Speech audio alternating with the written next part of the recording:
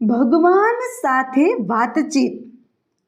એક માણસે આકાશ સામે જોઈને કહ્યું, હે ભગવાન, મારી સાથે વાત કર. એ જ સમયે એક બુલબુલે સુંદર મજાનું ગીત છેડ્યું, પણ પેલા માણસનું એ તરફ ધ્યાન જ ન ગયું. પછી પેલા માણસે આકાશ સામે જોઈને વિનંતી કરી કે હે ભગવાન, મારી સાથે બોલ તો ખરો. એ જ સમયે આકાશમાં છવાયેલા વાદળોમાં વીજળી થઈ અને એક લાંબી ગડગડાટી ચાલી. પરંતુ પેલા ખોવાયેલા માણસને એનો ખ્યાલ પણ ન આવ્યો. એને ભગવાનની આ અવગણના પર આશ્ચર્ય થયું. એ રાત્રે અંધારામાં એને કોઈ જોતું નથી એની ખાતરી કરીને પછી કહ્યું, હે ભગવાન, મારે તારા દર્શન કરવા છે, તું મને દર્શન આપ.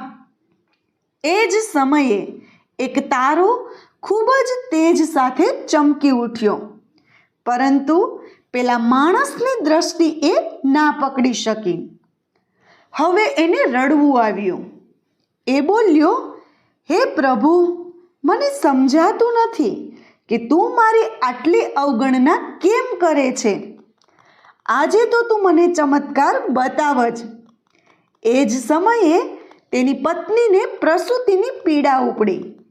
એને તરત દવાખાને લઈ જવી પડી. થોડી જ વારમાં તેણે એક સુંદર આંખોવાળા બાળકને જન્મ આપ્યો. પરંતુ પેલા માણસને કંઈ જ સમજાયું નહીં. એ હવે ભગવાન પર ગુસ્સે થયો. એણે બૂમ પાડી, હે ભગવાન, મને ખાતરી કરાવે કે તું છે જ.